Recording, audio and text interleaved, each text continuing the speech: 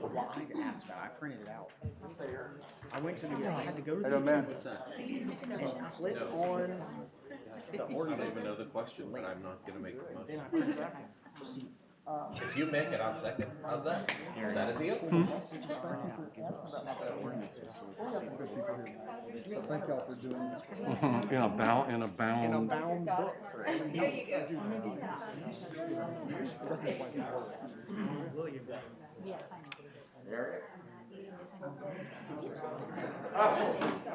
Ronnie, you print them, or Christina, somebody prints it. You have them that all was, printed out. I don't right? know why, that was from last month, so all of these are the ones that are on here for second reading or consent agenda. or whatever.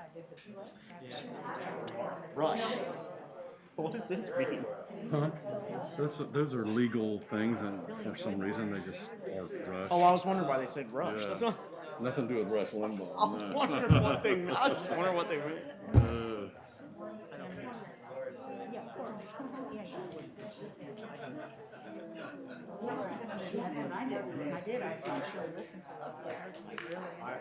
I agree.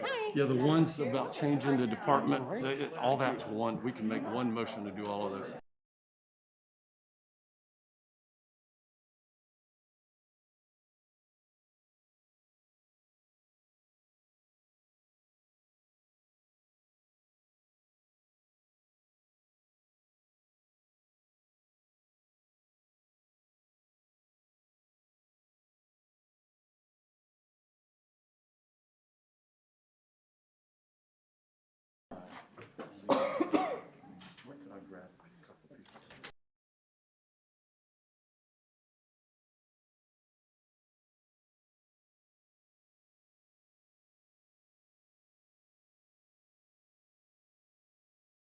I knew I was forgetting something.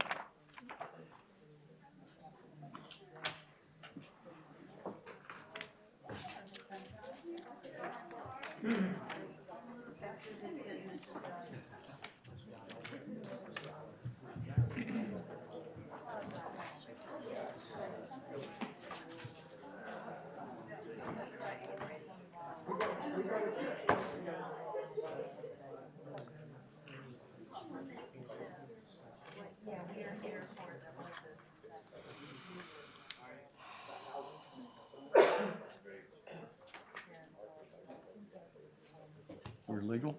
Eric, are y'all ready? Yes, sir. David, you ready? Council?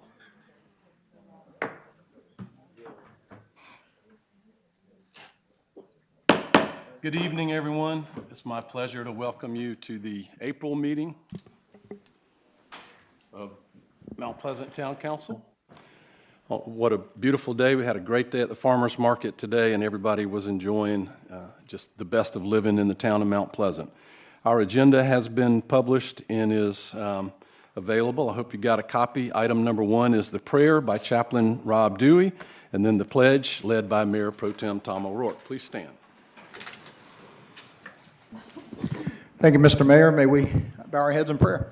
Heavenly Father, we thank you for the privilege of being able to come to you in prayer, that you're always available to us. We thank you for this town and for those who work here and for those who reside here. We ask you to be with this meeting tonight, that your peace would be upon each person here, and that we will be able to continue to move forward to make this even a better place to live. In your holy and blessed name we pray. Amen. Amen. I pledge allegiance To the flag of the United States of America, and to the republic for which it stands, one nation, under God, indivisible, with liberty and justice for all.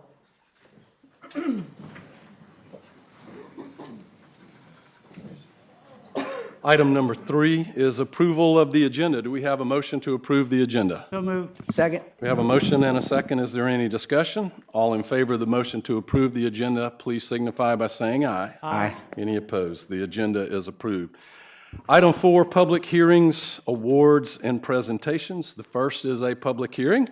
We will hear from Mrs. Kotov to receive comments on the municipal budget for the 2022 fiscal year. Ms. Kotov. Yes, sir. This is a public hearing hearing pursuant to Section 6-1-80 of the South Carolina Code of Laws on the proposed Town of Mount Pleasant fiscal year 2022 budget beginning July 1, 2021 through June 30, 2022.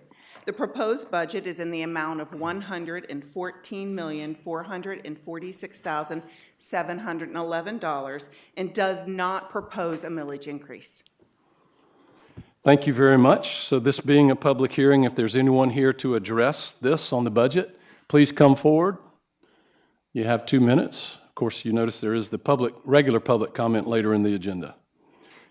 Any comments on public input on the budget? Hang on just a second. All right, there being none, that portion of the public hearing is closed. Next is public hearing B, to receive input on a proposal to amend Chapter 116 of the Town Code that has to do with television and film production fees. Good evening, Mayor and Council. I'm introducing the public hearing to receive input on proposal to amend Chapter 116 of the Town of Mount Pleasant Code, and this would include the establishment of fees for television and film productions. The specific fees are outlined on the screen, as you see, for low and high impact filming, base camp, and then the use of town properties. We do have an item later on the agenda this evening for your consideration under council new business. Thank you very much. Is there anyone here to address this item as a public hearing? Any comments? Please come forward.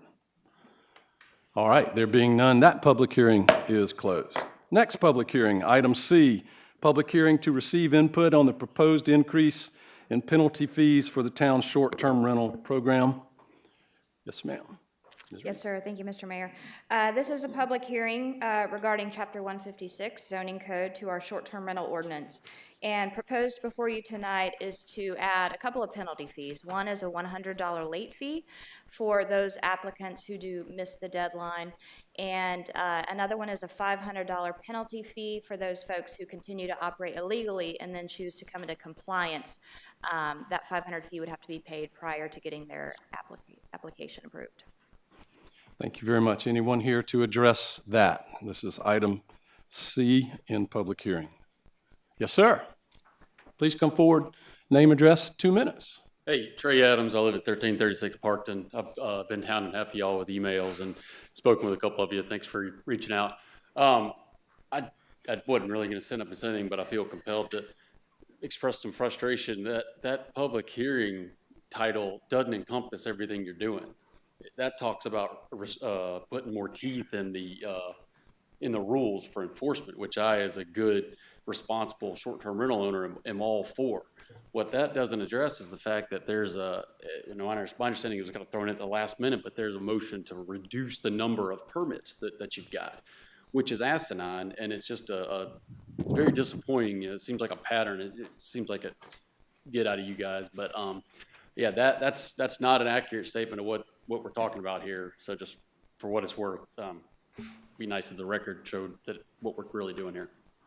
Would you like to clarify? Mayor, this is the public hearing for the fees and penalties section. The remainder and balance of the ordinance will be heard for second reading later on in the agenda. So the gentleman is aware. Okay, great. Thank you. So I understand, we're saying that this is for only the additional fees. The ordinance as a whole will be addressed later by council. Okay, well, I'll come back up then and repeat myself. Okay, thank you. Kidding.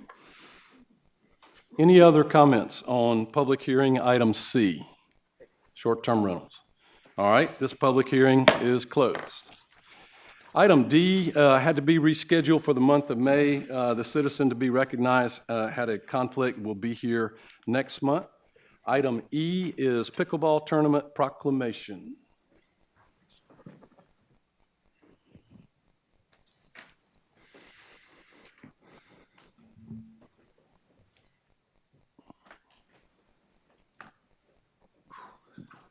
Thank you. Thank you, Mr. Mayor.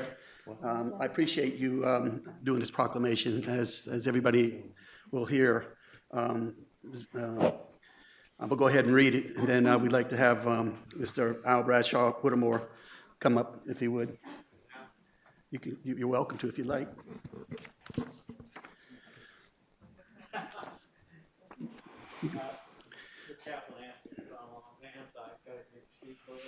You're okay, you're okay, absolutely. The proclamation states, whereas pickleball is among the fastest growing sport activities in the United States, and whereas pickleball provides fun and affordable recreation opportunities for people of all ages, and whereas the town of Mount Pleasant encourages and seeks to provide opportunities for healthy and active lifestyles, and whereas Al Bradshaw Whittemore, as the USA Pickleball Association Ambassador for Mount Pleasant, has encouraged and organized players, promoted the sport, coordinated with the Recreation Department, secured playing locations, and provided lessons for free of charge. And whereas the town of Mount Pleasant appreciates Al Bradshaw Whittemore's contributions to the growth of pickleball in our community. Now therefore, I, Will Haney, Mayor of the town of Mount Pleasant, do hereby proclaim the establishment of the Al Bradshaw Whittemore Pickleball Tournament on the weekend of April 24th and 25th, 2021, to promote sportsmanship, competition, and to recognize the significant contributions Al Bradshaw Whittemore in spearheading the achievement of pickleball in the town of Mount Pleasant.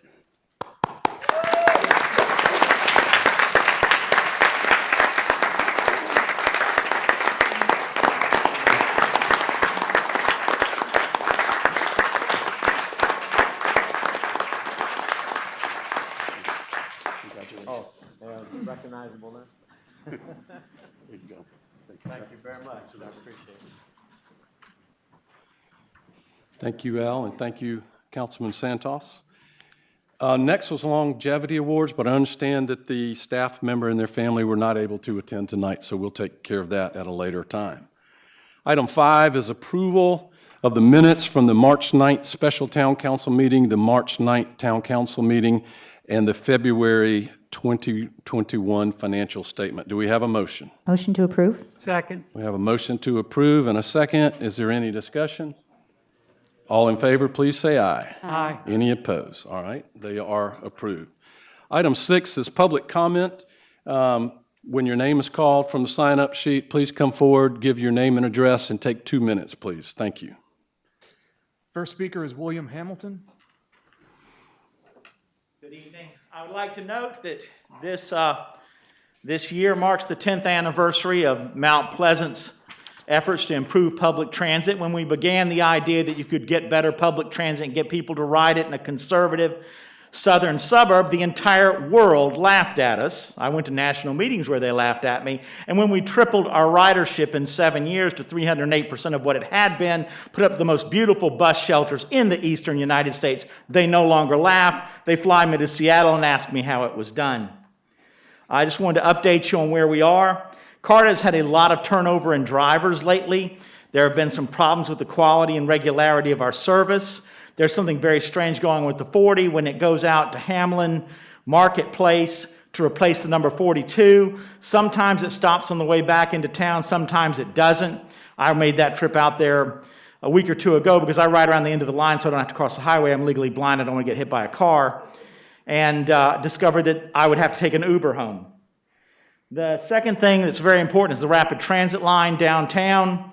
We are paying 40% of the local cost of this project.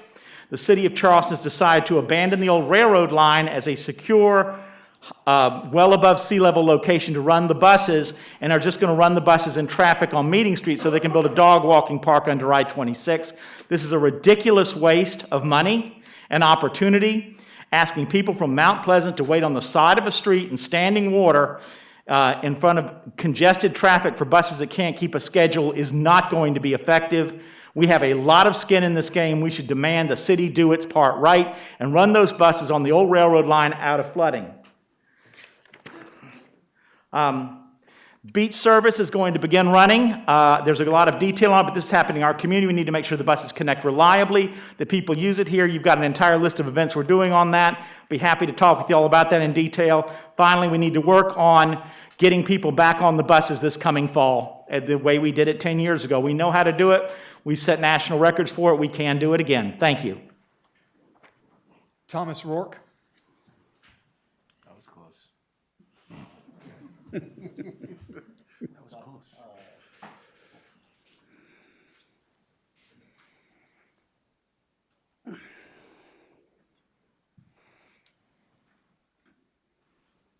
This is on Bayview, right? Queens Court. Yeah, my name is Tommy Rook. I live at 321 Hawthorne Street in Bayview Acres. And we'd appreciate it if y'all would get these people to stop coming back and forth in here and making us come to rezone this place and put up more apartments than what they got. What they got there is ridiculous. They shouldn't have had that many. They'd have never had that many if they hadn't annexed it into the city, and the city did it. I know y'all didn't do that, but the city did it a long time ago. And we just want it to go back to being what it should be. It should have been just duplexes all along there like it is on Coleman Boulevard and not all those houses. And I think the council ought to pass some kind of a law or something that these people can stop coming back. It seems like they turn around and come back every now and then, you know? And the people that's involved in it don't have any say-so. The developers and stuff can do anything they want to do.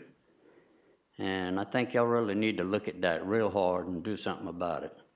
Thank you very much. Deanna Cunane?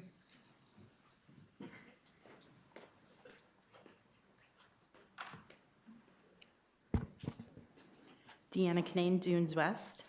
As you all know, the town is the custodian of certain confidential records and information. This information is for official town purposes and not for the use by an elected official for their personal political agenda. Earlier this year, it became clear through documents that were released publicly that one official had obtained knowledge of confidential information through their office and sought to obtain written copies of those protected documents.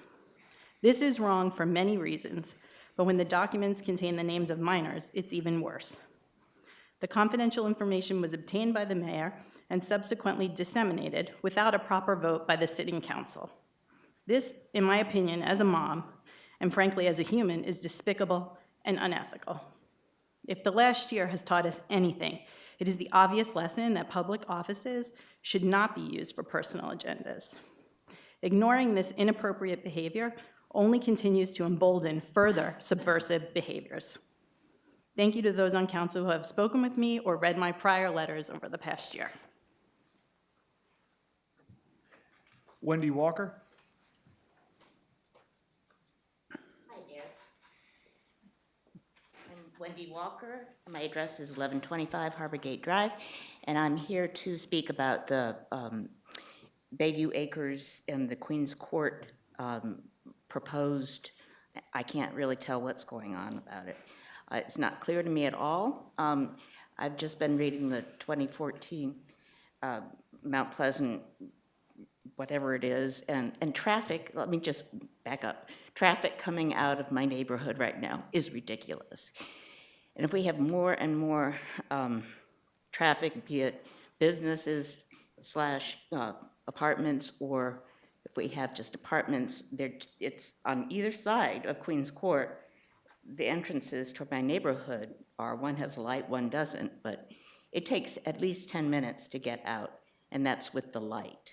Something is, but you know, every year, I've been here since 1988, every year, more and more traffic goes down Coleman Boulevard straight to the beach. I mean, it's obvious it's going to be just like Myrtle Beach.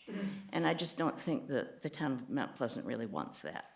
So that's why I'm here tonight, to tell you please to rethink what you're going to be doing with Queens Court, and think of the neighbors in Bayview Acres who have been there for a long time. Thank you very much.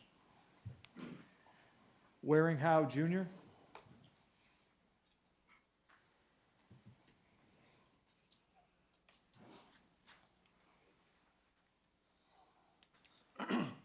Good evening. Yes, I'm Waring Howe, 118 French Street. I live in the house I was brought home to on my original birthday. I come here today to offer some cautionary words about the issue of whether or not to go into executive session. I was on the South Carolina Commission on Consumer Affairs 4 years, 2 years chairman. I was on the Charleston County Aviation Authority for 12 years, 4 years as chairman. I've been an attorney for 37 years. I've had to study a lot and learn a lot about Robert's Rules of Order, Freedom of Information Act, and just good, fair procedure generally. What you ought to try to do is minimize the reasons to going into executive session. It should be the less the better. City of Charleston has a remarkable record for a very, very low number of times that they've gone into executive session. It's about transparency. It's about walking the walk regarding transparency, not just talking about it during your campaign. It's about accountability, which should be synonymous with good government. The reasons, as you know, for going into executive session are personnel, contractual, and legal. Contractual, very understandable. A lot of negotiation, you don't want to show your hand. Personnel, yes, also understandable, but perhaps there are things that don't need to be discussed behind closed doors regarding personnel, and the more the better that you're shining light on it. When it comes to legal, you can a lot of times get legal advice with a phone call. You got a very bright attorney on your counsel. You can do your research. You can call a lawyer friend. I cannot count the number of hours during 37 years that I've given free legal advice. I got a recommendation, and that is that one member of council offer a resolution that before you go into executive session, you have a vote. And not only a vote, but a roll call vote. Then, if it comes to any misuse or overuse, they're on the record of having promoted going in opportunity for executive session. And then you have on the record each person who is responsible for doing that. Thank you for your time. I highly recommend that. Lauren Pavo?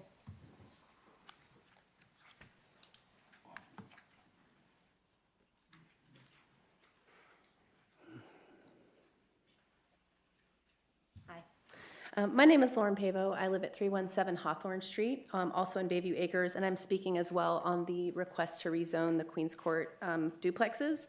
My family and I have only lived in Bayview Acres for a year, but we've been part of the Mount Pleasant community for decades. My husband graduated from Wando, and I moved here 20 years ago to teach at Moultrie.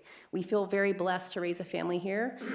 We believe that Mount Pleasant is unique. We're a close-knit community. We're known as a good place to raise a family, and that's for a good reason. Previous residents, neighborhoods, and council members of Mount Pleasant have made decisions that have positively affected the long-term development of our town. We all know that zoning protects our town's character. It helps secure it as a good place to raise families. And we know that if all rezoning requests that are on the merit of making profit were approved, we'd lose what's good about this town. The developers of Queens Court have had more than ample opportunity for meetings to collaborate with Bayview Acres residents. They've repeatedly chosen not to participate in coming to a community-based agreement on how they will develop this property. The actions that they have taken point to a motivation for profit rather than protecting the character of our town. They have not shown a willingness to address how this rezoning might negatively impact our neighborhood with overcrowding, with inadequate parking for the number of units they're planning to put there or would be allowed to put there with the rezoning request, the potential for increased flooding, and for bringing in more short-term residents who are not invested in the long-term goodwill of this community. Contrary to what the developers have tried to say about the residents of Bayview Acres, I don't know anyone in the neighborhood who is opposed to some kind of improvement on Queens Court. What we don't want is for a short-term gain to set a rezoning or a profit-driven precedent that has lasting negative impact on our neighborhood or our town. I also believe it's worth noting that when this item was in front of the advisory committee earlier this year, they voted not to approve the rezoning request. So we're asking that you consider the pleas of the residents of Bayview Acres and please deny this request for rezoning. Thank you. Ben Trawick?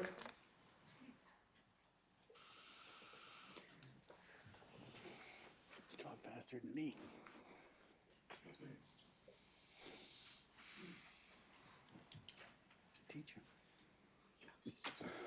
Good evening. Ben Trawick, 268 Quint Street. I'm the president of the Bayview Acres Civic Club. The BVACC board has voted to oppose this rezoning application, as have 82 Bayview residents who signed this petition, urging council to deny the application. What explains such deep community opposition? Well, there is much to say, but it boils down to this. The developer never made the commitments that would ensure that the project that had been floated, with limitations on height and density, commitments to ample parking, and so forth, would be the project the developers ultimately built. we asked that the developer's reliable commitment to ultimately build what had been floated be written into this long contract that the developer's lawyers drew up for us. The developer refused to include those commitments. So the opposition by the community is easy to explain. It opposes the rezoning application because we have no idea what we'd be signing off on. And very, very respectfully, neither does the council. There are no plans, there is no engineering, there are no agreed to limitations. There are 0 of the half dozen or more variances that the developer will need in order to build what has been floated. Now, as a town, we've seen this movie. Entitlements are secured, project turns out to be a disaster, citizens are left to cope with the shock that their community character has been dramatically altered by an unwanted and unforeseen project. We worked hard. I cannot emphasize that enough. We, as a community, worked very hard and in good faith with open minds to try to make something happen. After 3 years, we never got particularly close.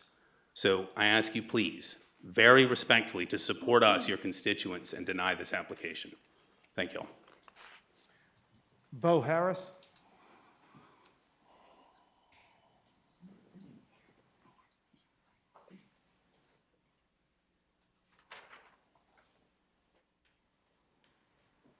My name is Bo Harris. I live at 1119 Garland Road, also in Bayview Acres, and I'm here to also give my opinion opposing the Queens Court rezoning. I was born in the area, grew up here, spent most of my life here, and I don't like what Mount Pleasant is becoming. This pattern of seeming to want to squeeze as many buildings and as many people as you can possibly get away with. I think this council needs to rein that in. You know, there's a reason that Bayview and the Groves and these other neighborhoods are so popular is because they are not what the rest of Mount Pleasant is becoming. I know previous councils have set this in motion, but I think that it's time for the council up here now to kind of to put the brakes on that and rein that in. Appreciate it. John Votaw.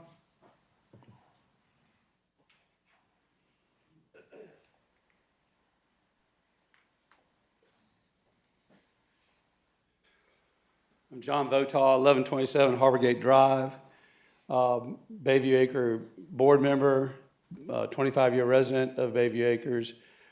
As a resident, we are adamantly opposed to the proposed rezoning of Queens Court, also to the possible inclusion in the overlay district. The overlay district was never intended to come that far down Coleman Boulevard.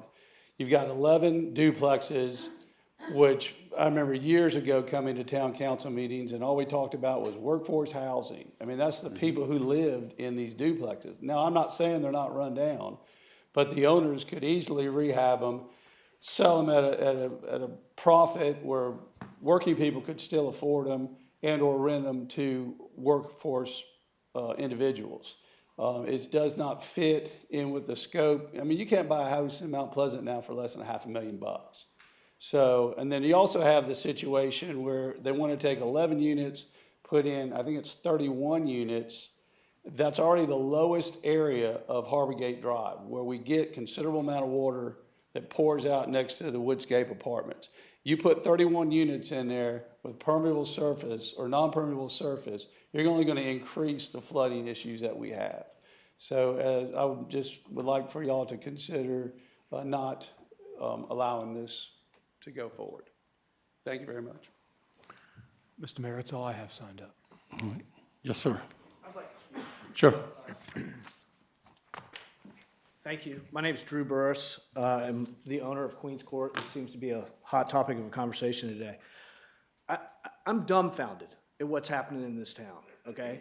You've had several members of Bayview come before you and speak and say it's an eyesore. I have met with Mayor Haney, I've met with members of council, I've met with members of the Planning Commission. All these rumors that are, right now it stands as 11 buildings with 2 duplex units, a total of 22 units. We met with Bayview Acres over the last 3 years. To this day, I have no reason, none, for why we haven't approved. We agreed to every single one of their demands. They asked to restrict the height. We agreed to restrict the height. We agreed to restrict the density. We have 22 units. We're asking for 28, not 31. The new law, the way if you brought it into the overlay, it would allow 46 units. We agreed through a deed restriction to 28 units. Subsequently, it was passed to go down to 12 units. We're still below that. They asked for more parking. We gave them more parking. We have to get a variance for more parking. They wanted 2 per unit. We had agreed to, they wanted 3. We went and met with Michelle, and she said we could probably get you to 2.7. We agreed to a $60,000 contribution to their civic club to improve their park, their boat ramp, et cetera. And to this day, I've never heard a reason why we can't get the agreement signed. They come in here and they badmouth us. In fact, I heard today from a friend of mine that they would be willing to work with somebody else on improving the project. So is it really the project or is it us? Thank you for your time. Yes, ma'am. Yes, ma'am. If you come forward, give name and address, please. 2 minutes.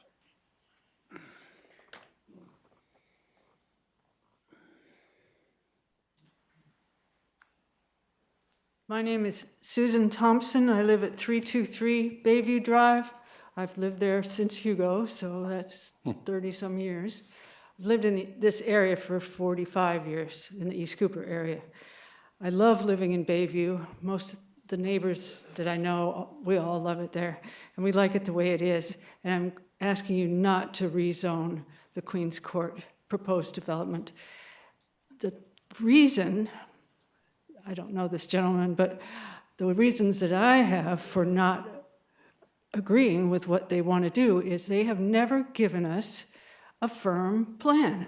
They show, every time they meet with us, they have these architect's drawings that aren't, it's not reality. They're just pretty pictures that they're putting up. They're not bound to that. They haven't told us anything specific, and they've put nothing in writing.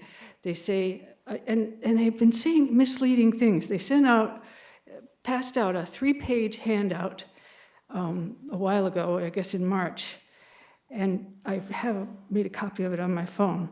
I think, let me see. And I have several issues with it. For one thing, on the second page, it says they have agreed to the height shall not exceed 40 feet. And then in parentheses, it says the same as the majority of houses in Bayview. That's not true. I think the tallest house on my street, which is Bayview Drive, might be 40 feet. I have a tall house, but it's not 40 feet. Most of the houses in Bayview are 1 story or maybe 2 and not elevated, so that's just not true. And also, they're saying that here's another one.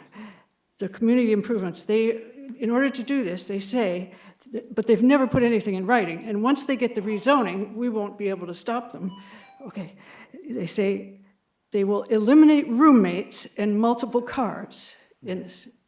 How are they going to eliminate roommates? Who's going to legislate that? That makes no sense. They say that there's going to be young families and they're not going to have many cars. Okay, I'll stop. Thank you. Anyway, you get my point. Please don't allow this rezoning to go forward. Thank you, ma'am. All right. That will conclude. Yes, sir. One more. If there's anybody else, please let us know. If not, this will be the last public comment. My name is Bill Fitch. I live at 1119 Harbor Gate Drive. And like I said before at a committee meeting, if we allow this to happen, what's going to stop people buying up the rest of Coleman Boulevard down to Patriots Point and saying, well, you've got townhouses here, we want to build townhouses on our property?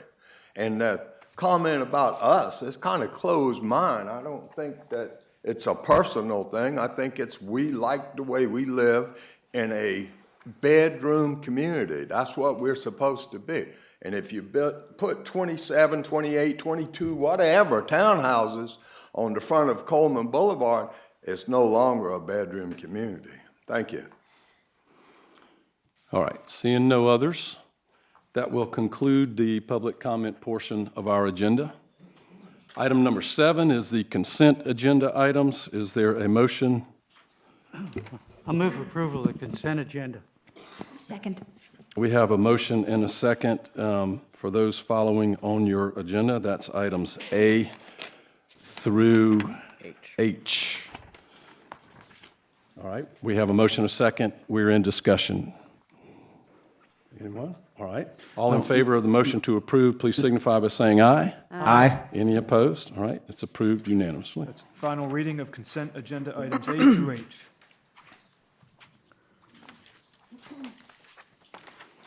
This moves us to item 8, planning new business.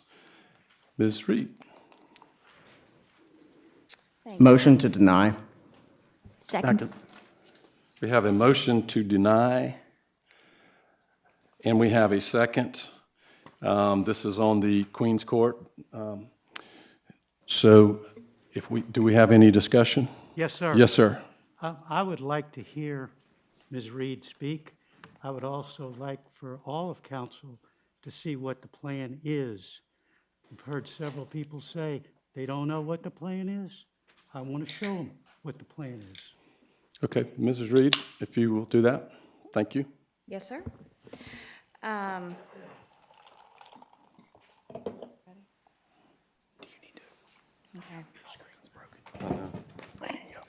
think we're having some difficulties. Would you like me to go ahead? What's that? I think we're having some difficulties. Would you like me to go ahead or wait? If you could, in the essence of time. Go through, okay. So proposed before you is to rezone 11 parcels currently improved with 22 duplex units.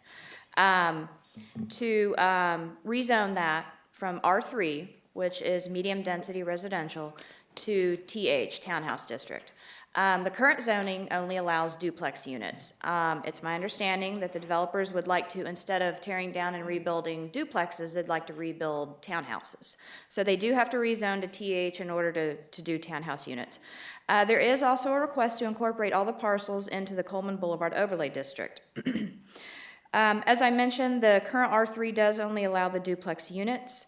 The Boulevard Overlay District, it expands permitted uses, but it also has extra restrictions on it.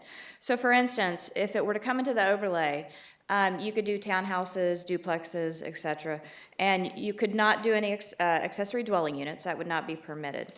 But also what the overlay district does is to,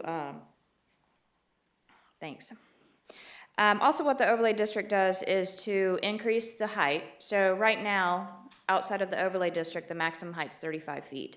If they were to come into the overlay, the maximum height would be 45 feet. Also, what the overlay does is afford extra density. So under our current ordinance in the overlay district, you can do a maximum of 16 units per acre. If you're mixed use, you can do 20 units per acre. What I would, do we have the clicker? Oh, thank you. There we go.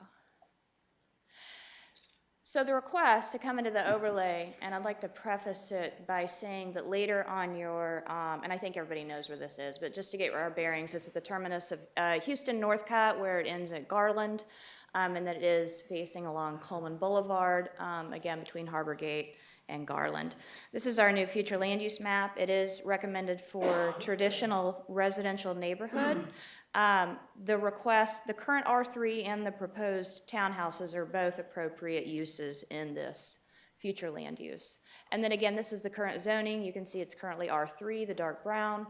It is surrounded by R2 and then commercial across the street and adjacent. So just to get caught up here. Okay. One thing I did want to mention is, as I said, the current zoning ordinance does afford up to 16 units an acre if it's single, if it's all residential, 20 if it's mixed use. We do have an agenda item further on our agenda tonight for a first reading of a text amendment that would lower that. So I did want to make that note that if this rezoning were approved, it would be subject to that new ordinance. So instead of 16 units an acre, it would be 12 units an acre anywhere in the Boulevard Overlay District. This is our current Boulevard Overlay District map, so you can see all of the areas that are hatched over, I don't think annotation's working, but all the areas that are hatched across Coleman and then across Harbor Gate, you can see that's where the boundaries of the Boulevard Overlay District do come into play. So this property is immediately adjacent to the Boulevard Overlay District. One thing I did want to do is kind of throw out what's being asked, what would be allowed currently, and then under the proposed rezoning. So existing conditions, as I said, there's 2.9 acres. It's under the future land use as it is now. Take away the fact that there's 22 duplexes there. If they were to come in and build now, blank slate, you would be allowed 6 units an acre, that's 17 units. Obviously, the 22 duplexes have been there for a very long time. To rezone from R3 to townhouse, this alone would not change density or height or anything else. All it would do is allow townhouses instead of duplexes. Incorporating into the Boulevard overlay is what affords you those that extra height and that extra density. And so you can see kind of a comparison here of the current R3 zoning and the proposed TH zoning.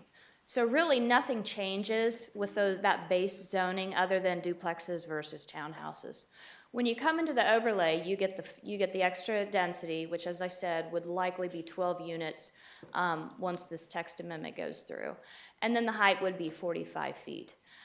What I did want to point out is, regardless of what the talks that have gone on between the developer and the neighborhood, our maximum allowed would be 46 townhouse units under our current ordinance. The proposed revised ordinance would be 34. I did want to point out and kind of give a scenario of that's the maximum achievable, but it's not realistic when you start talking about the overlay district requires a certain amount of open space, requires an activity zone. So you also have these other architectural standards when you come into the overlay. And so just to kind of give you a scenario, after you set aside for the infrastructure, the open space activity zone, you've got your setbacks, your buffers, they would more likely only be able to achieve about 35 units as opposed to the 46. And last, just to keep in mind, while throughout this process we've seen some conceptual drawings, this is the rezoning only. If this rezoning were to get approved, they would have to go through a public process for the design of the townhouses or whatever they end up building. And so there would be a separate process for that. This is for rezoning only. And as you know, with rezonings, we typically don't require drawn and engineered plans and things like that. And so that's all I have, and I am happy to answer any questions. Yes, Mr. sir. O'Rourke? Michelle, when the comprehensive plan was completed and discussed, what was the planning department's stance on rezoning this segment? Did it ever come up? Would it, if there was no request by this developer today, and there would be no zoning change, what would be the implication of that? I'm trying to use the comprehensive plan as my guide, and I wondered where we were with that. Well, the comprehensive plan does call for traditional residential neighborhood, and that really is consistent with what's there now, duplexes, but also townhouses. And so I think the comprehensive plan planned for something like what is there now. I can also say that as part of the update of the comprehensive plan, we looked very closely at the overlay districts and certain areas, and that's to come kind of later, as we start to, now that we've adopted the comp plan, we're going to start looking at those certain aspects of the comp plan, such as the overlay district. And so certain areas would be looked at later on as part of, small area plans and code rewrites and things like that. But as it stands now, with the way the comp plan has been adopted and what's designated on the future land use map, this is an appropriate use for that area. Thank you. Any other questions, comments? Yes, sir. Mr. Rambo? Can you scroll back to the first or second picture? It showed the satellite image. Sure. Please. There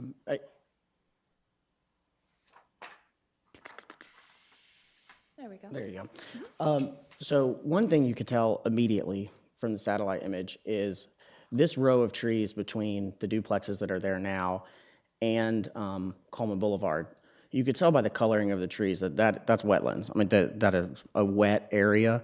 They mentioned the drainage. That is a very important drainage area for Bayview, which is already low to begin with, as well as Coleman Boulevard. So I just wanted to point that out. Also, I know the developer said he's only increasing from 22, I think, to 28, but that's still an increase in density. I'm not for increasing residential density. I wasn't elected to do that. Also, one person, I can't remember which one of you guys said it, I'm sorry, but said that neighborhoods like the Groves, which I live in, and Bayview Acres are special in Mount Pleasant now because most of Mount Pleasant is becoming the opposite of that. All of our houses are different. You drive down the street, there's beautiful live oak trees everywhere. It's not this overdeveloped cookie cutter neighborhood. It's special. And this doesn't fit with that. I mean, I know the developer was quite frankly kind of upset with the residents, but you know, they've lived there many of them have lived there a long time, and they want their neighborhood like it is. So I think we need to respect that. Ms. Landing. Thank you, Mr. Mayor. I'd like to share a couple other similar thoughts, but maybe a few other way. When you come over the bridge from downtown Charleston, we can already see, if we're going the other way, we can already see how very urbanized downtown Charleston is becoming. And I remember 1984 is when we moved here, so I remember very well how different it looked, especially traveling over the old Grace Bridge. And the idea that when someone comes into Mount Pleasant, the first thing they start to see very soon, because Houston Northcutt is so close to the bridge, is something that does look pretty cookie cutter, is just not what I think most of us envision. Even those of us who didn't live in Mount Pleasant the last 35 years, I was always a frequent visitor before I moved here. I think that the very fact, zoning changes are, I've learned since I've been on council, one of the biggest things we do. And when we do those things, we have to be really careful. And even though this doesn't sound that dramatic to the developer, it clearly does to the neighbors. So it sounds to me like there's a serious communication problem right now. And the best way to solve this, especially in a community like ours that wants to stay close-knit, is for those folks to get back together and see if you can figure out a way to make this work that can really be more amiable for everybody. Because right now, I can't even imagine voting to change the zoning the way things sound. Thank you. Mr. Santos. Yeah, Mr. Mayor, you know, if you look 2 blocks down below, you'll see that little brown spot there. It's kind of a clearing out area. That's actually a baseball field. I can remember probably about 50 years ago, I caught my first high pop in that field. And the reason I point that out is because the neighborhood has remained a lot, you know, like the same as when I was a young kid out there playing ball. And I like the fact that the folks have really taken care of the neighborhood and kept things like that there. And I think that's what makes it special with neighborhoods like this, is that they were able to keep it like this. And there's some other ones around where you live, Jake, same thing, the Groves. So I just like the way it is now, and I think that I feel the same way. I think we ought to you know, keep it the way it is and not rezone it. Yes, sir. Mr. Chapman. I happen to be the one person on the planning committee who voted in favor of this at the time. What we have there today is an eyesore. It's something that doesn't belong in the town the way it is. We have the opportunity with what the developer has proposed and met all of the requirements that were placed on him by the neighborhood to put a very nice addition to Coleman Boulevard. You're not going to get single-family houses in this area of Coleman Boulevard. He's willing to do the next best thing and also put a park, which Mr. Rambo will do exactly what needs to happen with drainage, to have green space right there.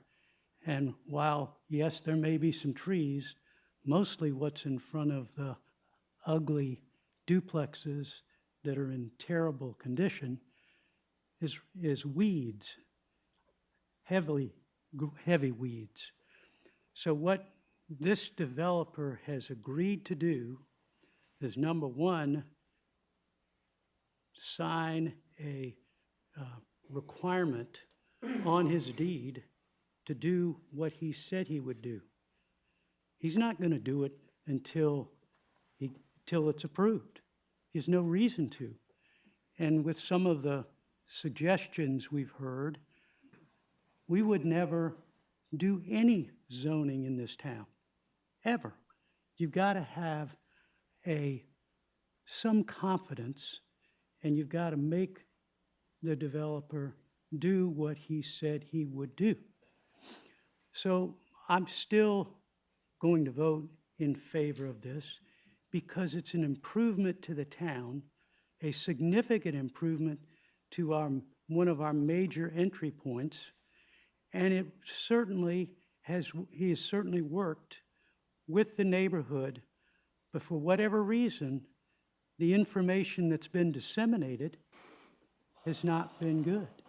It's not been good. So I'm probably not going to win this, but I want to get the information out there that this would be an improvement to the town, an improvement which recognizes the parking issue, and it's certainly not, the parking issue is terrible there now. This developer is willing to remedy that. He's willing to remedy the type of tenants, and these aren't going to be tenants. These are going to be single-family home owners.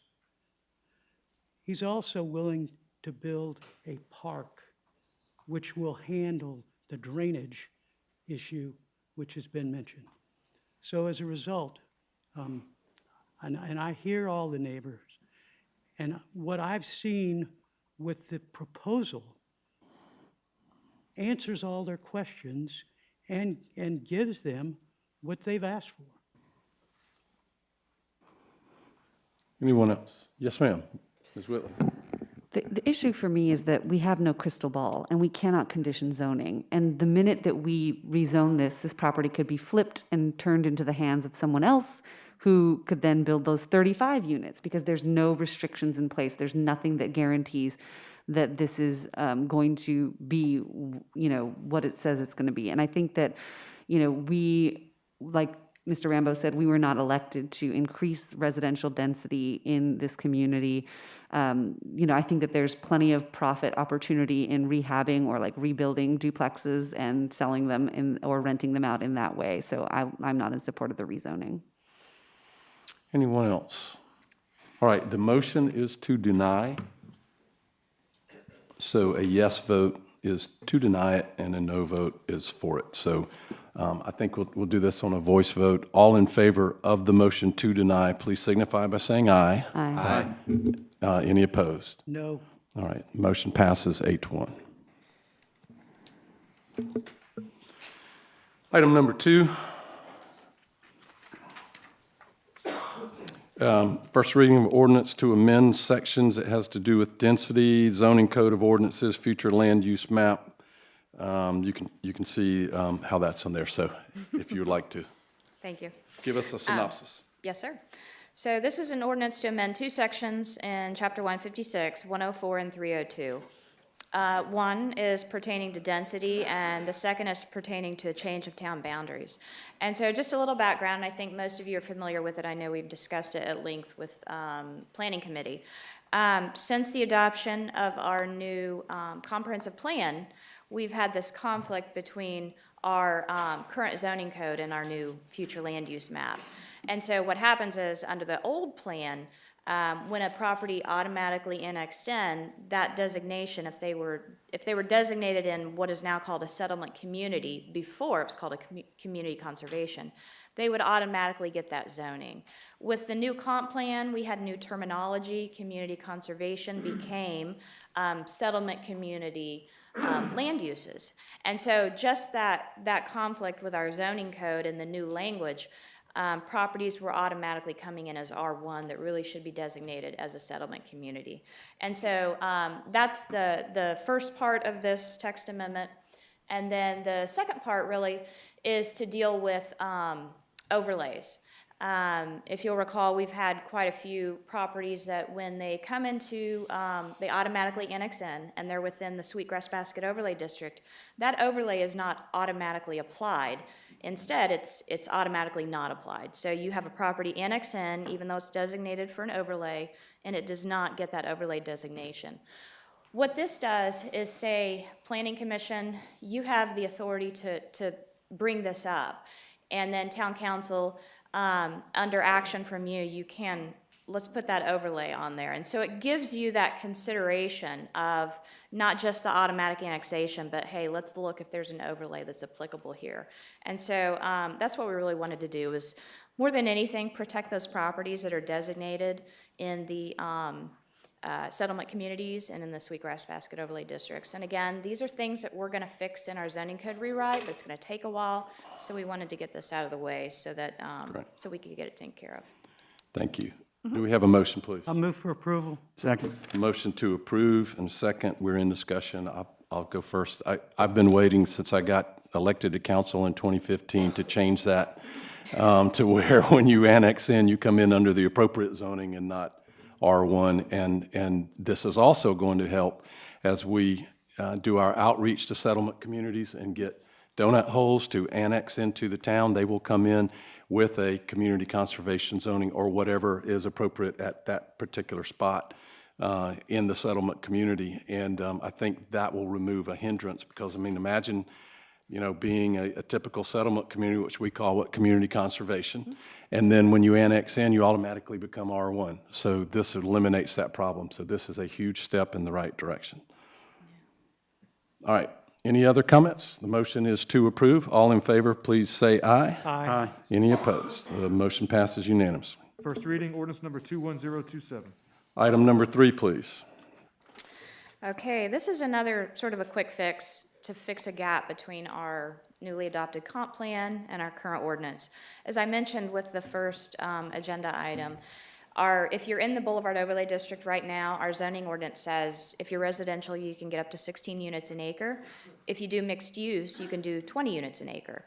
Obviously, that is not reflective of the policies that were put into our comprehensive plan. And so while we look at the zoning code rewrite as a whole, and while we look at the Boulevard Overlay Districts as a whole and decide how those develop based on our comp plan, we did want to go ahead and address this discrepancy with the density. And so if you look at the new comprehensive plan, it really doesn't address specific densities except for those redevelopment centers. What it does say is housing is limited, and it really should be focused on senior and workforce housing. We currently have a provision in our ordinance that says if you can do multifamily as a conditional use, but it's 12 units an acre.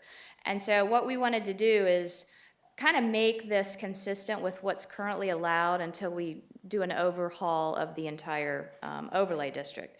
So based on the current allowable 12 units per acre, we thought it would be appropriate to say, okay, density for residential uses, if you're in the Boulevard Overlay District, you can see the strike through where it said residential 16, mixed use 20. Instead, we're gonna say 12 units an acre, and except where the 2019 comp plan makes a specific recommendation, and that would refer you back to this redevelopment center where it says 1 unit per acre. And so this is just a real easy, quick fix, but it does bring us more closely aligned with our comp plan while we do more long-term fixes. So. I'll move for approval of item number 3 under new business. We have a motion to approve. We have a second? Second. A quick question. I was taking notes. We This does the current from 16 units to 12, but mixed use was 20. What does that go to? 12. There Mixed- is, yeah. Okay, So it the looked cur- like that way, but I didn't trust Yeah. that I was interpreting right. Okay, Yeah, it would be 12 across the board, okay, unless you're in a redevelopment center, Got and then it. it's 1. okay. Just want that clear. Mr. Rambo? I guess I don't understand why we're not reducing it more. I mean, those big redevelopment areas, I know they have different names, the neighborhood, the community redevelopment areas, we made 1 unit per acre. So why would we make the rest of Coleman Boulevard and the overlays 12? Because that's a rhetorical question. I know we can't amend it on first reading, but I think that's way too much still, personally. So I'd be looking to amend it even lower next meeting. Right, as he mentioned, this is first reading. Any others? All right, all in favor of the motion to approve, please say aye. Aye. Any opposed? Motion is approved, 9-0. First reading, ordinance number 21028. And Item this- number 4, please, damage prevention, flood Yeah, damage. Mr. Mitchell's going to present this one to you. Good evening, Mr. Mayor, members of the Town Council. We have an update to Chapter 152, a request that originated with our Planning Commission to review stormwater-related information at the time the subdivision is being requested in the Old Village. Pretty straightforward. Is just to not overbear the applicant with additional engineering studies, but also provide information that relates to topography, infrastructure in place, what their intentions are of how to manage additional runoff from proposed subdivisions. Right now, currently, that information is reviewed after the subdivision. There have been times where stormwater has been an issue, and the applicant has voluntarily provided that information during their review, but there's nothing in the ordinance that requires it. So the proposal is to codify that information, so when it comes before the Planning Commission, they have more information to make a decision on their subdivisions. And this only relates to Old Village areas. Motion to approve? Second. Motion to approve in a second. I believe I understand, Kevin, this would make it a more restrictive flood component, is that correct? This is to improve the information going before the Planning Commission to inform them better on subdivision requests. Got it. So, yes, sir. Okay. Okay. I don't think anybody needs to be explaining the importance of that. A motion to approve in a second. Any discussion? All in favor, please say aye. Aye. Any opposed? Approved unanimously. First reading, ordinance number 21029. This moves us to old business, final reading. Item number 1. Short-term rentals, everybody's favorite. As you recall, we went through this last month. We talked about our amendments. Most of our amendments were staff-initiated. After operating this program for a year, we realized there were some things that we could improve upon, things we should be asking for that we're not asking for, things we're requiring in the application process that really is not necessary and puts more work on staff. And so a lot of these were staff-initiated, but more importantly, there were a couple things. One was to lower the cap from 1% of total dwelling units to a hard number of 350. Another was to add and increase penalty fees for legal operators, and then to just clarify some language in what we meant by a short-term rental, as far as, is it your ADU? Is it a room in your house? Is it your whole house? And so we wanted to clarify that language as well. Move to approve, but I also have an amendment.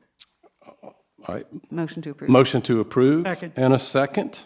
We're in discussion. Ms. Whitley. I'd like to make an amendment that we adjust the cap to 400. Second. All right, so we have an amendment and a second. Let me ask, so instead of being 1%, it'll be capped at 400, period? Correct. That's Okay. correct. Is that clear? Instead of Everybody? lowering it to 350, because currently it is lowering it to 350, and this would bring us, to give us a little wiggle room for additional STRs that have yet to come in, but still puts it at a hard cap, which is one of the goals of this is to prevent the proliferation of short-term rentals in the old parts of Mount Pleasant. So by putting a hard cap on it rather than having a 1% that can increase over time, which will just increase the concentration of STRs in the old parts of Mount Pleasant. Okay, 400 total. Let me ask a question.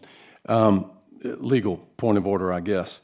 Did we find out, is it possible for us to, if you are an operator and you have a license and you have no violations, that you, I don't know if grandfathering or preference is the right word, but if you are a good operator and abiding by the rules of the town of Mount Pleasant, is there a chance that you could not get your license renewed because you just lost out in the lottery? I believe this question was asked earlier, and Michelle has informed me correctly that those persons are grandfathered in under this legislation. Okay. Good. Correct. All right, so what we have is a proposal to fix the cap wherever the wording would go, to cap it at 400 and not 1% of the total dwelling places of the town of Mount Pleasant. Any further discussion? We're voting on the amendment. This is only on the amendment. Yes, did you want to talk on the amendment? Yes, ma'am. It's hard to know whether this is more appropriate for the amendment or the regular. Okay. I'll say it now because it applies to both.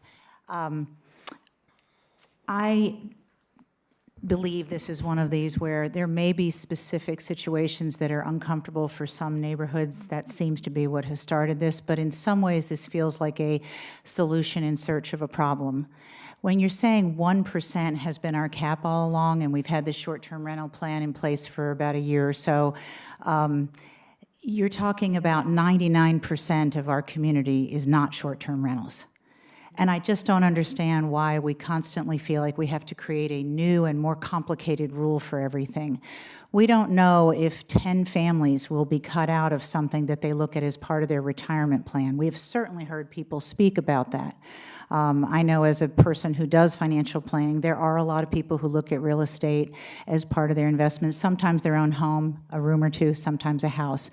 But the point of all of this is, why make a change now when this seems to be, I can certainly understand things like fees if people aren't complying and, you know, getting them back on track and so forth, but why do something when you've got 99% of our properties that are not short-term rental and just come up with a random number? That seems very random, especially since, like tonight, the amendment is to go from 350 to 400. Well, what if someone wanted to say 380? You know, now there's 20 families that might have been cut out, or there's 30 more families. I don't know. It just seems very random and very controlling to me, which is why I will vote against all of this. All right, Mr. Rambo. Dadgummit. What, the 1% cap that's currently in place, how many units does that allow? How many short-term So rental the units way does the that ordinance is written, it's based on total dwelling units. We revisit that number every January, and we do monthly reports. We keep up with all of our new dwellings. So as of January, we had 40,900 dwellings, so that means 409. Next January, we would look again. I think it went up from January to December of 2020. I think it went up like 4 or 5. So it's, you know, it's not a huge increase, but that's how we calculate the 1%. So, I totally hear you. I guess what I would say is to me, it seems more clear to have an actual number than a percent. I didn't even really understand where the percentage came from before we started this discussion. So, yeah, it seems like we're actually making it more clear and less unambiguous, whichever. Yes, ma'am, Ms. Hyatt. I agree that a round number or flat number is an easier thing to identify. And the number wasn't random. We came up with it because it's close to what exists now and would, you know, prevent more. In the beginning, we were hoping that over time, through attrition, even though everybody would be grandfathered in, that we might be able to lower the number because they're so concentrated in one part of town. But it just seems a better idea to just stay close to what already exists and just not have it grow, because all the new development, all these new neighborhoods, they have HOAs, so they won't allow short-term rentals. So as that number grows, it's going to grow in one part of town, and it's going to potentially consume that area or affect quality of life in that one area of town. So that's why I feel this solid number is a better idea. Yes, ma'am. Michelle, how many current permits do we have again? So ironically, when I was at committee, I think we were at like 405. We've since, it's come to our attention that some folks have sold, and so I think we're back down to, Jane said maybe 397, 396. So we're starting to see,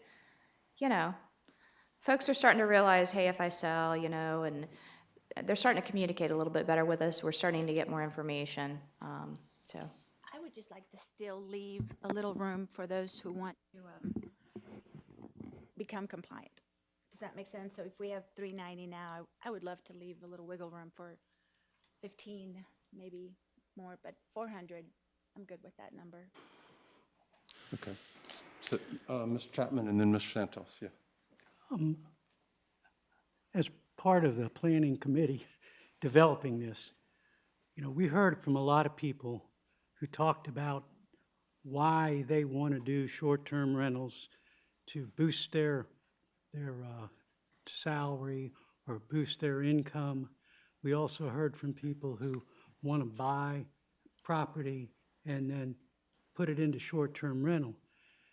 To me, and we're doing 400, to me, that's putting a commercial venture in a residential neighborhood, which in many cases it works.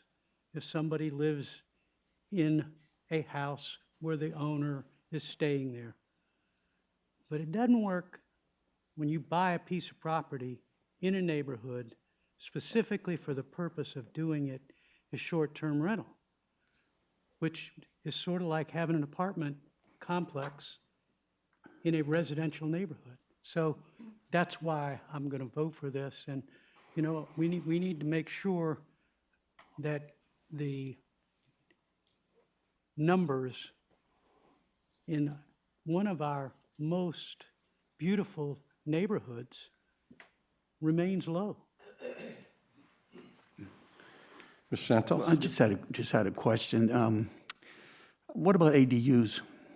Are people still allowed to rent out their ADUs? Or I had a friend of mine tell me that he wanted to move into his ADU and so that his child could have the house. How is that going to work with this, or will that be affected?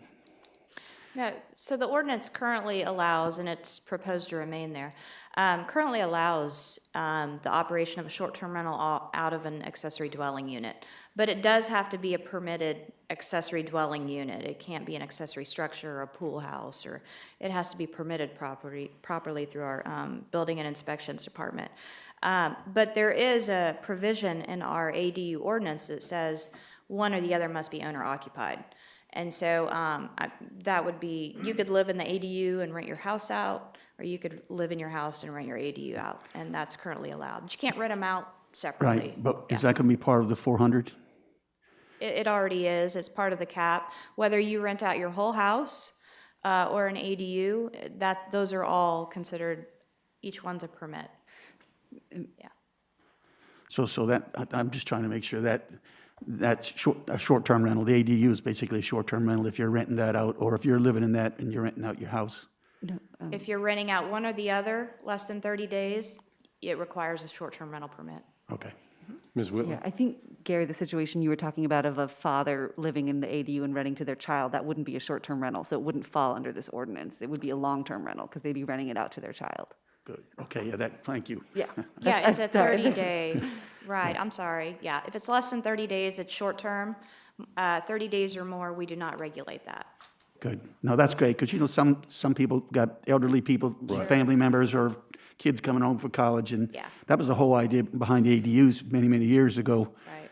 I don't think I was the only one on council, but we talked about that, but that was one of the reasons why we did that, was for family. And so anyhow, thank you for clearing that up. All right. All right, I think we need to vote on the amendment. The amendment places a cap of 400 units on the permits. All in favor of the amendment, please say aye. Aye. Any opposed? All right. So now we are back to the main, I believe you already made a motion on the main ordinance as which would be as amended. The motion is to approve, which would be as amended. Any further discussion? All in favor, please signify by saying aye. Aye. Any opposed? No. All right, motion passes 8-1. Final reading, ordinance number 21019. Thank you, Ms. Reed. That concludes planning, old business. Item 9, section 9 is committee action items. There are no committee action items. 10 is council Move business. to approve item 1. Second. Okay. Item 1 is special events permits having to do with the film industry. We have a motion to approve. We have a second. We're in discussion. Mr. Pagliarini and I discussed this yesterday. We do want everyone to know this does not involve any news media, news reporting, anything of that nature. This is dramatic productions for profit. This is not news reporting any free speech issues or anything like that. All right, so we have a motion to approve and a second. Any discussion? Yes, sir. Mr. Mayor, I'd like to thank the staff for updating this. I happen to have worked overseeing the film industry in downtown Charleston for over 20 years. And ours needed to be updated to bring it up to where it should be. It's a great industry if it is overseen properly. If not, it wreaks havoc in residential neighborhoods as well as some commercial areas. So I'm very glad to see the staff bringing this to us and making this change. All right. We have a motion to approve. All in favor, please say aye. Aye. Any opposed? Motion is approved. First reading, ordinance number 21031. Item number 2 is first reading of an ordinance to adopt and appropriate a budget for the town of Mount Pleasant. Hello again. Yes, sir. Ms. Kotal. The Town of Mount Pleasant budget for fiscal year 2022, beginning July 1, is proposed in the amount of $114,446,711. It does not propose a millage increase. The general fund includes the mandated 1% state pension requirement, compensation increase for staff in the amount of 2% July, 3 additional firefighters, and an additional compensation reserve of 2% and 23 frozen positions. The capital fund includes the first year of the CIP. This is what it looks like in a binder. Yes, sir. Very, very well done. Committees did their vetting committee day last Monday. Do we have a motion? So moved. Second. Motion and a second. We're in discussion. Is there any discussion, any questions? All right, all in favor of approval of first reading, please signify by saying aye. Aye. Aye. Any opposed? Motion passes unanimously. Thank you very much. First reading, ordinance number 21032. The next one, Mr. Mayor? yeah. I'll be happy to, Thank you. happy to make the motion that we approve items 3 through 14. Yes. And maybe if we can just get a brief discussion of. Second. We have a motion and a second. Eric, Very if you wanna- briefly to the attorney, this is, it may look long and involved, but it's really not, but. Yeah, just for the audience so they know what it is that we're Thank you, doing. Mayor. And I did send out to council yesterday a summary of proposed amendments which cover all of the various chapters you see. In brief, the purpose of this is to change titles mainly related to our department changes. So for example, Director of Administrative Services is now the Director of Financial and Corporate Services. Chief Financial Officer is incorporated. Director of Planning and Development changed to Director of Planning, Land Use, and Neighborhoods. Old Village Historic District Commission changed to Historic District Preservation Commission. Those changes are made throughout our code. And I, for one, appreciate staff's very, very hard work combing through this and making it relatively easy for us. But I'm happy to answer any specific questions. If there's discussion on this, we may be here a long time. Yeah. The motion is to approve items 3 through 14. All in favor, please say aye. Aye. Any opposed? Eric, do you have to read all of those, or how? I'll do it super fast, sir. Okay. First reading, excuse me, ordinances number 2130, 2133, 21034, 21035, 21036, 21037, 21038, 21039, 21040, 21041, 21042, and 21043. Great, thank you. That brings us to 15, which is a resolution authorizing a mutual aid and law enforcement support agreement with the City of North Myrtle Beach and the Mount Pleasant Police Department for Memorial Day. Move for approval. Second.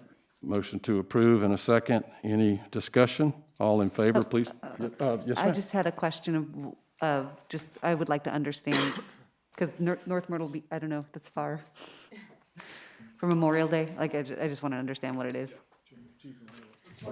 What's the question exactly? Oh, I just didn't understand, like, why, because North Myrtle Beach is so far away from here, and, like, does that mean Mount Pleasant? It's their bike week. Okay. That they have, and they get a lot of traffic and a lot of folks there, and they look for assistance, not just from Mount Pleasant, but other state and local agencies to assist with that traffic, that crowd control.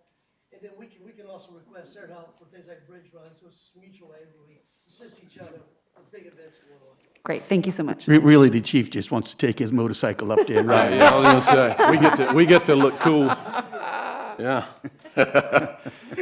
All right, the motion is to approve. All in favor, please say aye. Aye. Any opposed? Motion is approved. That was a resolution, so we don't need the reading. Number 16, and we will need a vote on this. Discussion and possible action regarding participation in a lawsuit related to short-term rentals. We all received a brief on this from our attorney today. We do have an item after this if we need to go into executive session for legal advice on it, but I'll turn it over to you, Mr. Paglerini. Thank you. I'd like to make the motion that I think hopefully everybody's read the brief, so I'd like to make a motion that we move forward in the participation, if that's appropriate motion. Yes, sir. Yes, is that the appropriate motion you need? Yes, sir, it is. And just for clarification and for the public, we have received some questions on this.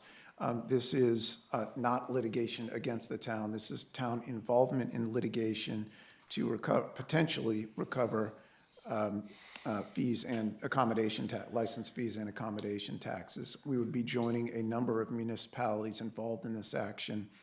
And for other clarification, this would not involve any of our residents or homeowners or property owners in the town of Mount Pleasant. It would simply be against the short-term rental companies. Basically, the corporate entities, as it were. Yes, Okay. sir. And these companies, in many circumstances, collect these fees and hold these fees, but do not release these fees voluntarily.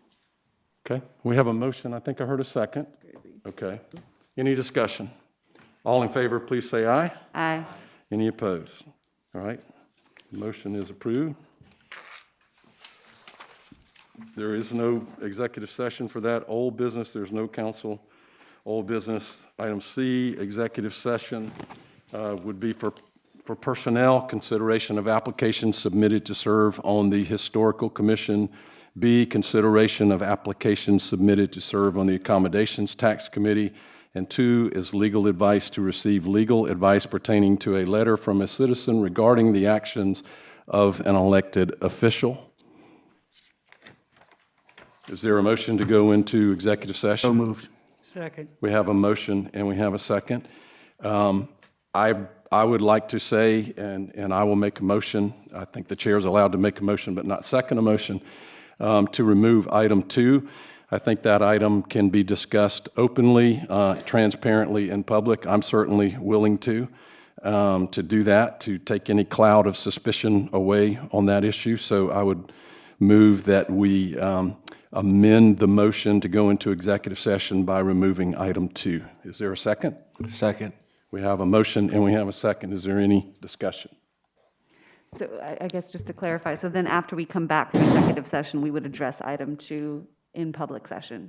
I'll defer to the attorney. Ma'am, we can do that, or there's been a motion made to go into executive session in a second. This is an amendment, if the amendment were to pass, there can be an open discussion now or prior to the executive session for the other items or upon return. Great, thank you. Okay. So the amendment to the motion go into executive session is to remove item 2, which would make it available to have that discussion openly in public. This is a vote on the amendment. All in favor of the amendment to remove item 2, please say aye. No, I'm sorry. Wait, what? I'm sorry? Yeah, I just had a question. So I have a question on this because this was presented in the form of emails and copies of things and copies of FOIA documents and so forth, and a fair amount of information that perhaps a lot of us would like to understand a little more clearly and be able to ask you, our counsel. And I find it highly unusual that we've already had in public comment an attorney get up and essentially give a little bit what sounded like a threat to anybody who would vote to go into executive session on this matter. It's also odd because of the subject matter, how this is being requested to be, done openly. We can certainly do it openly. It's not even my matter. I'm just confused. I don't understand why this has never happened before, as far as I can see. So can you help us understand? To the extent I understand the amendment, ma'am, the purpose, let me start this way. The purpose, as shown on the agenda, as listed, is to receive legal advice, whatever those questions are. There is certainly room for any discussion in open session related to non-legal advice. If I am asked a question that involves confidential legal advice, I would tell you what that is and not answer that question in public. But it is for council's decision solely as to whether to vote to enter executive session. And I don't know that I can explain it. The motion is appropriate. There are certain elements that should be discussed in open session and some that may not. I'm not sure of what the questions are going to be yet, so I can't. Well, you being our legal counsel, are we in some way at risk if we do talk about this in executive session when you're giving us sort of a clarification of what's been presented? Because that is the way it was presented in public comment. I'm not sure that I should. Let me be clear about that. If it is an issue for legal advice that is appropriate, executive session is completely appropriate.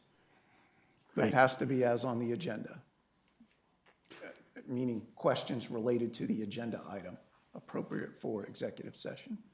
So, yes, ma'am, executive session is appropriate to receive legal advice on that issue, should council desire. Thank you. Yes, sir. Yes, also, this concerns a juvenile as well, and I think that requires executive session and not talking out in public about a situation that involves a juvenile. Is that legal advice? That's what I'm saying, legal advice, was that?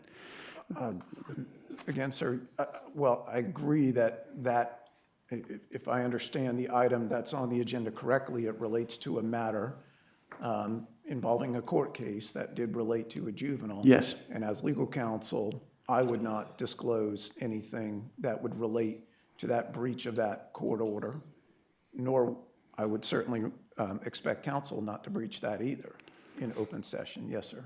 Right, that's why we wanted to go into executive session.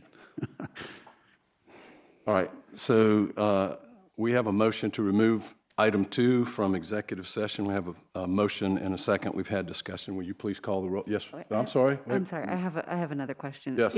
Is it possible to receive legal advice during executive session on this issue and then post-executive session have a public discussion of item number 2?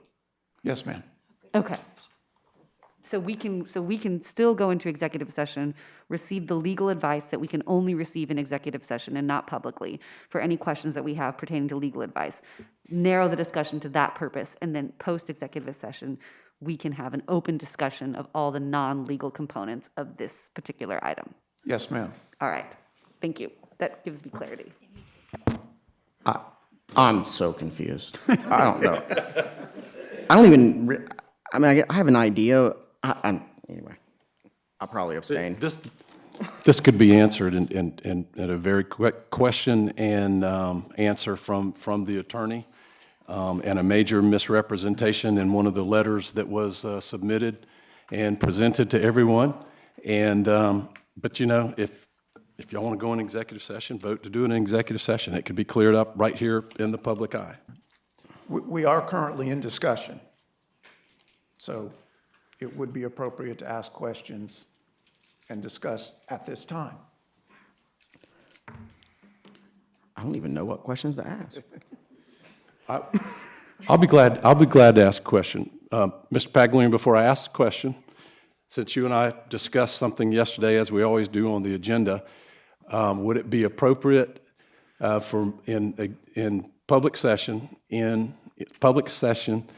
discussion, for you to answer the question of, has the town ever released a document that was contrary to the judge's ruling about the redaction of an incident report, either before or after that ruling? Sir, you're asking about the question about the court order that was sent out to all of council? That was sent to all of council, and the purpose for sending that to all of council. Right. Yes, sir, good point. As I understand the agenda item, it relates to letters that council received. Council has received those 2 letters, all of you, at some point earlier, I believe, when they were sent, and they were sent to you by legal in preparation for this meeting so that all council would have them. And I presume you have all read the contents of those letters. A issue raised in those letters relates to a legal matter that the town was involved in 2019. That legal matter was started by a request for a FOIA request, a properly made FOIA request for a police report incident. And the report, this is all coming directly from the court order. This is all public information. That request was made. Legal reviewed the request and provided a redacted report in response to that request. And Mayor Mahaney, you were the requesting party. That request was made in April of 2019. The response was in late April 2019. Sometime thereafter, the town received several media requests, FOIA requests for the report, the unredacted report. At that time, the town also received a letter from a lawyer representing a family or a juvenile concerned and threatening litigation should the town release an unredacted report or any information that led to the identification of a minor. The various news media hired a lawyer, retained a lawyer, and threatened the town with litigation if we did not release the unredacted report. So the town was in the middle of a situation where no matter what decision was made, we were potentially facing litigation. There is a provision under the South Carolina Freedom of Information Act which allows a public body or public entity such as the town to make a request to a judge to ultimately decide the issue in order to protect us, where we have a good faith basis for either redacting or non-redacting. We can bring that matter to a court. Council voted 7-1 to allow that to happen, and the matter was brought before a judge, a Charleston County Circuit judge. That judge reviewed the police report in camera or behind closed doors and agreed with the town's position. Agreed with the town's position that a redacted report was acceptable because the information on the report could lead to the identification of a minor. The judge agreed with the town, disagreed with the news media outlets, and at that point, actually prior to that, a redacted version had been sent to these media outlets. To my knowledge, Mayor, that is a brief summary. To answer your question, to our knowledge, the town has not released an unredacted report. And however, a redacted report was released in response to Mayor Haney's request. A redacted report was released in accordance with the various news media requests. So just a second, since I have the floor, since I asked, I want to point out that in one of the letters that we were given, which has not been made public yet, but which I understand is a public document and can be FOIA'd and has been FOIA'd, this says, based on the court ruling which supported not releasing the report. That is not accurate. The court ruling said you could release the report as redacted, and the lawyers for this town handled the FOIA request properly. What I received and what anybody else received was a totally redacted report with no names in it, just as the court ordered. So also, I was at the hearing, and the town produced the FOIA requests, released those documents on June 14th, June 20th, another one on June 20th, one on July 3rd, and one on July 4th. So comments that are made about my handling of it, me receiving something inappropriately, talk of there being an unredacted document, our attorneys have never, ever released an unredacted incident report from the one in question. So once you receive something from FOIA, and this is my file on this, I've had a team of attorneys advising me and working with me on this for 2.5 years now. When you receive a document, and in this case a document that there's a judge's order saying if it's redacted this way it's legal, that is a public document. That belongs to the public. That's what the Freedom of Information Act is about. Yes, sir, you have the floor, Mr. O'Rourke. Thank you, Mayor.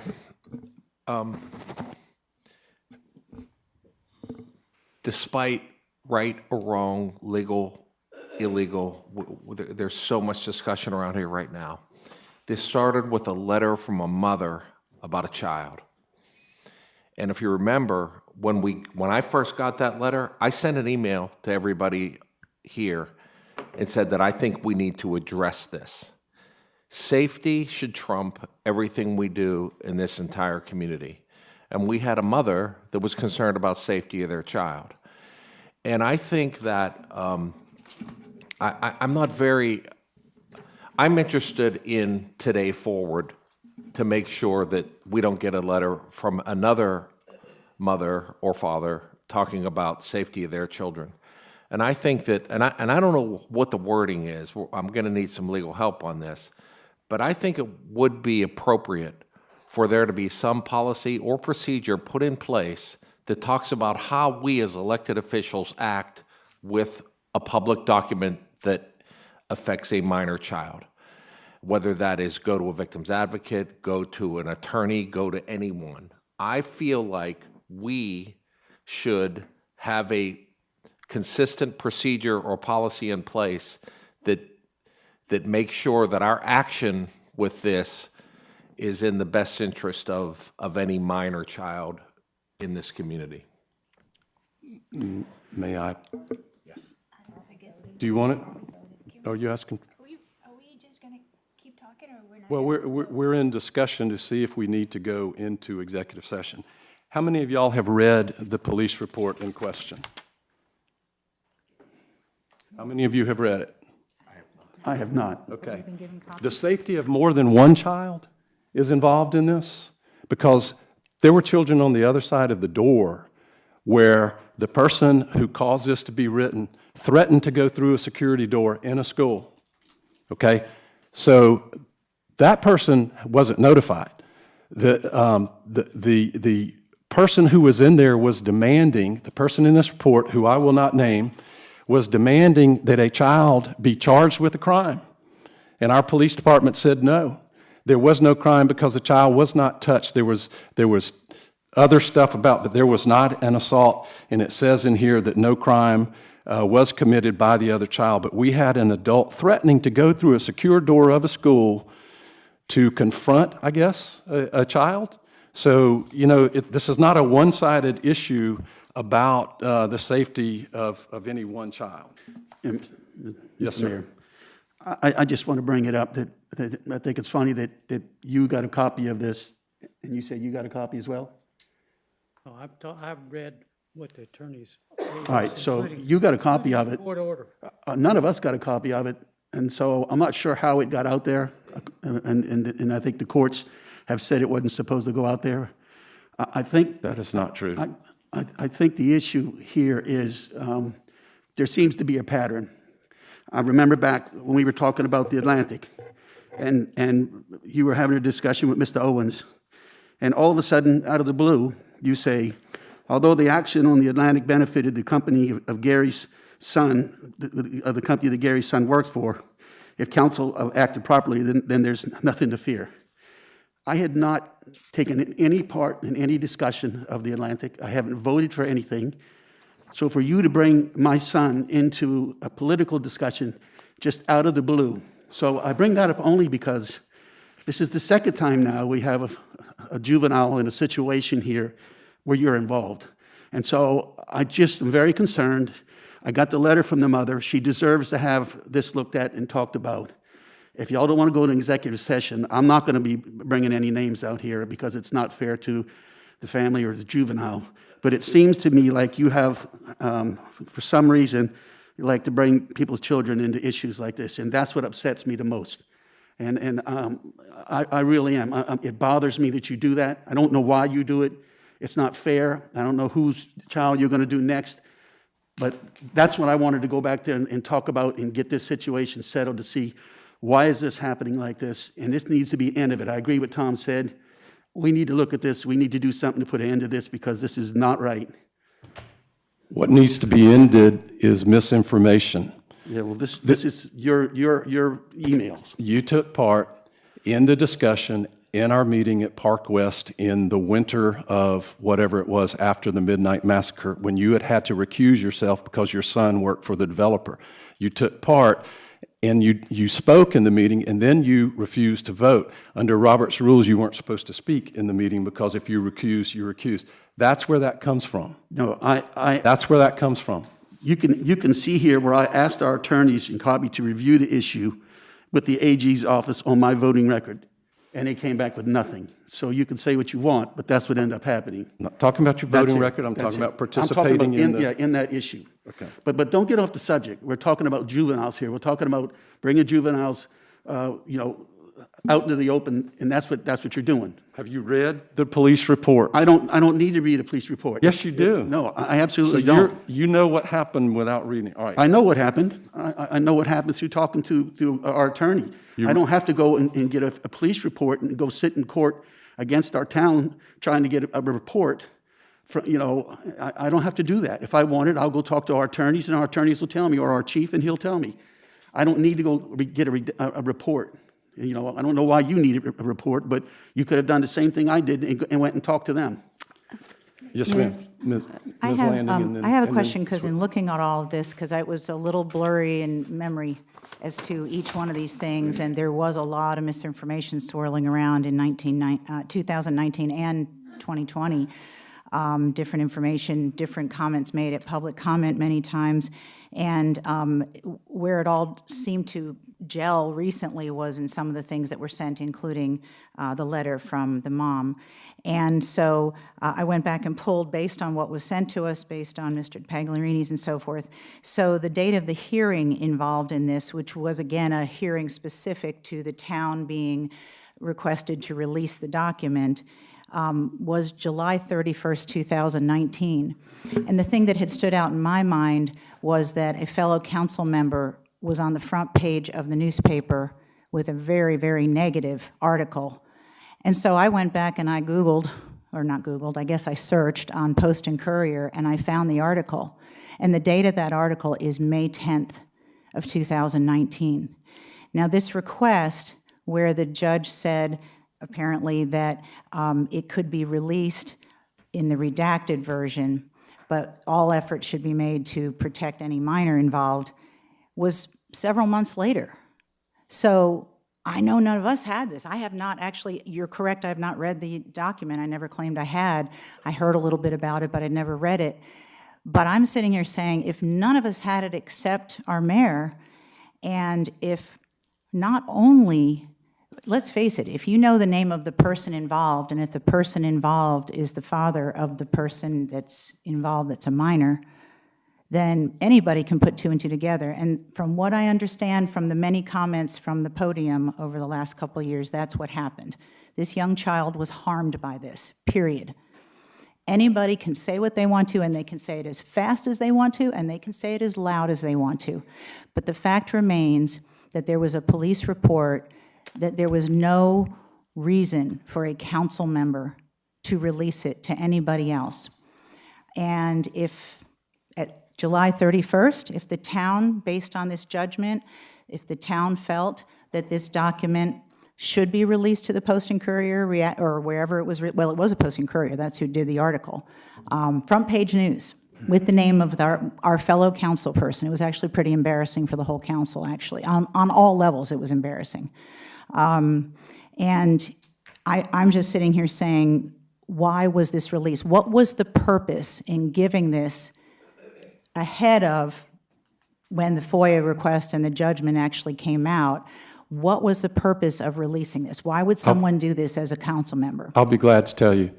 This file was being built. That incident happened in October of 2018. I knew about it the very next day. Why did I not FOIA it until the next April? Because I was working with the local attorney because of a person involved, whose name I won't mention, whose posture towards me, whose language towards me, and whose behavior towards me set off some alarms in some people trained in dealing with those type things. I was investigating means of personal protection, which was advised to me by an officer of the State Law Enforcement Division and by a retired FBI agent who lives in the town of Mount Pleasant, who told me that these things normally don't get better, they escalate. Lo and behold, if you'll look in the Moultrie News from January of 2020, there's a article about police having to step in and protect me physically. My wife has had to receive extra security, and there have been other things that I won't mention. I was building a file for myself for my personal protection because I was the target of something that none of y'all have been the target for, okay? Now, I did not release this to the media, and there's a story in the Post and Courier by Tony Bartlemy saying that when I was asked, I would not release it. So there's so much misinformation in this. How did he get the councilman's name? The councilman told him when he called the councilman and asked him if that was him. If you would like that reporter to come in and tell you that, he will, but I know that's his story because, again, you know, y'all are talking about comments that are made here. This is 2.5 years worth of work. Now, are y'all ready to vote on whether we go into executive session on this, or did you want to speak, Ms. Whitley? Yeah, I guess just the fundamental question I had is that if the report was always redacted prior to release, and there was no identifying information of anyone in that report, then how did anyone know to connect that to a particular individual?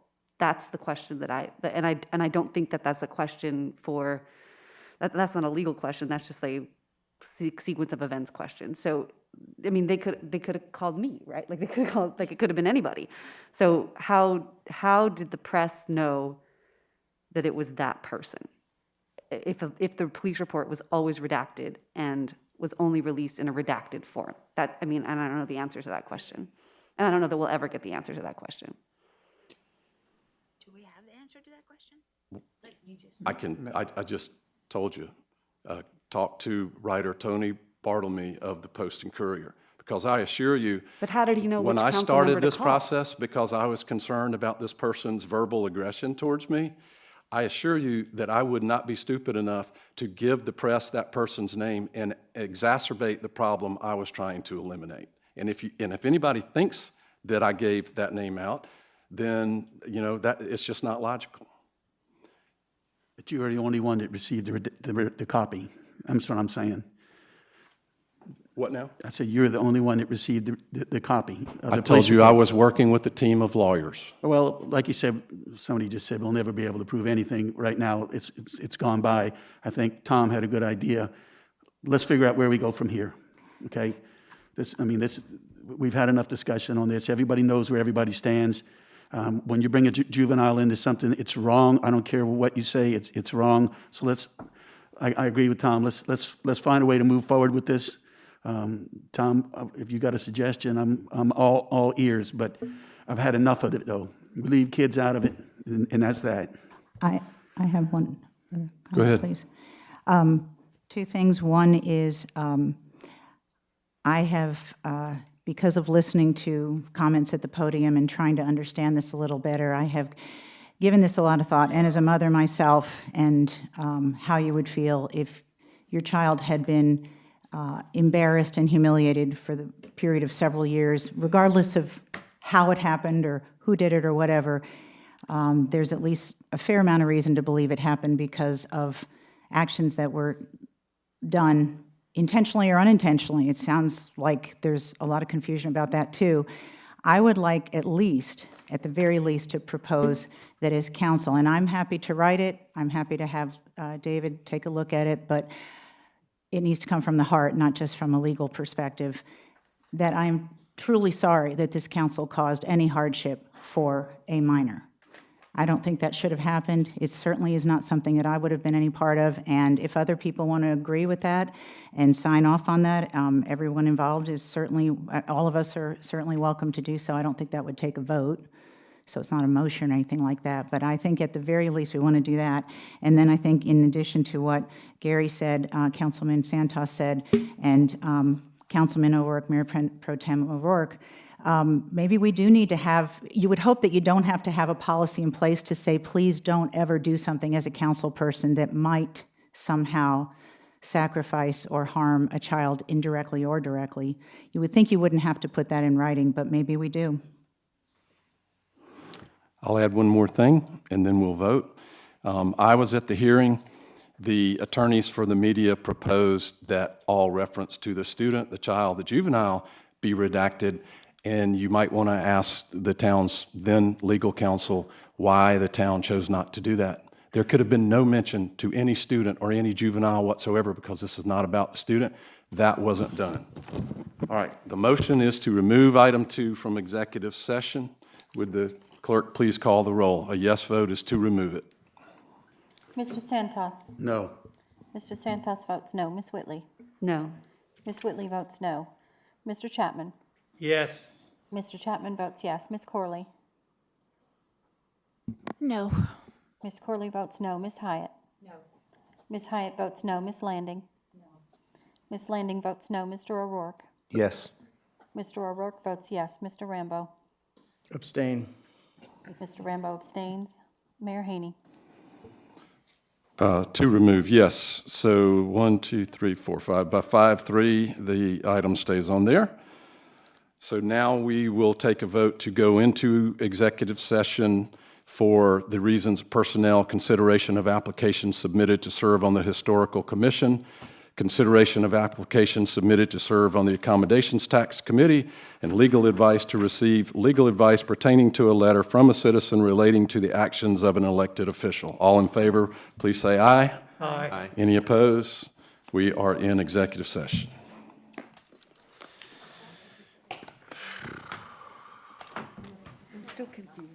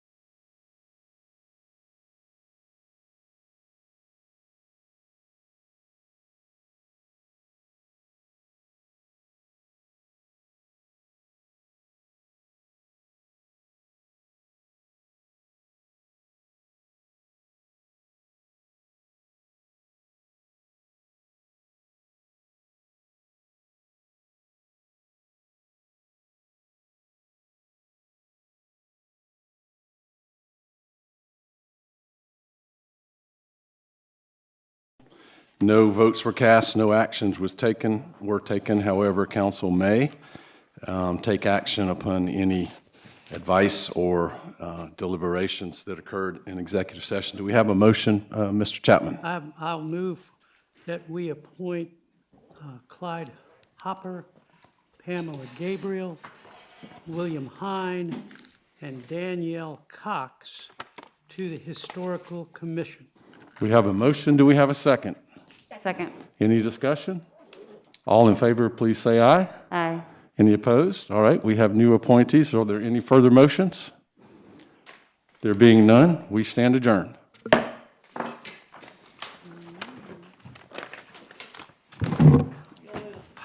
Six more.